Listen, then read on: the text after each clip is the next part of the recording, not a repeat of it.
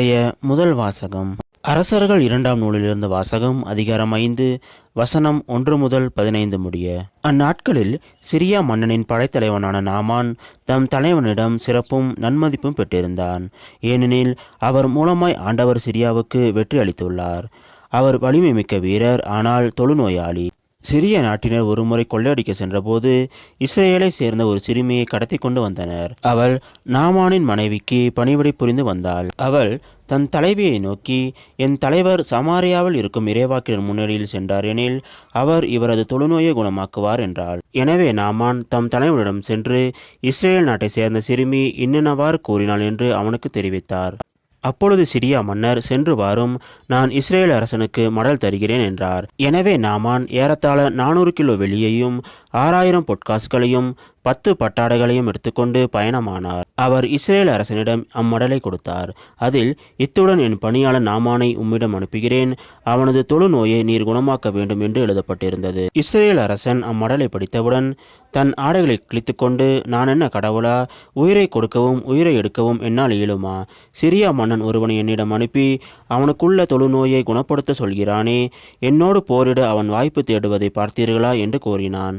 கடவுளின் அடியவரான Elisha Israel அரசன் இவ்வாறு தன் ஆடையை கிழித்து கொண்ட செய்தியை கேள்வியுற்று அவனிடம் ஆள் அனுப்பி, நீர் ஏன் உம் ஆடைகளை கிழித்து கொண்டீர்? அவன் என்னிடம் வரட்டும், இஸ்ரேலில் ஓர் இறைவாக்கினர் உள்ளார் என அவன் அறியட்டும் என்று சொன்னார். அவ்வாறே நாமான் தம் குதிரைகளுடனும் தேருடனும் எலிசா வீட்டு வாயில் முன் வந்து நின்றார். எலிசா, நீ போய் யோர்தானில் 7 முறை மூழ்கினால் உன் உடல் நலம் பெறும் என்று ஆள் அனுப்பி சொன்னார்.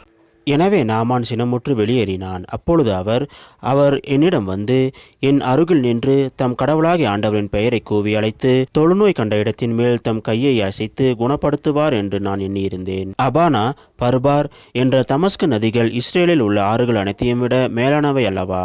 அவற்றில் மூழ்கி நான் நலமடைய முடியாதா என்று கூறி ஆத்திரமாய் திரும்பி செல்லலானார். அப்பொழுது அவருடைய வேலைக்காரர்கள் அவரை அணுகி அவரிடம், எம் தந்தையே, இறைவாக்கினர் இதைவிட அரிதான ஒன்றை உமக்கு கூறியிருந்தால் நீர் அதை செய்திருப்பீர் அல்லவா?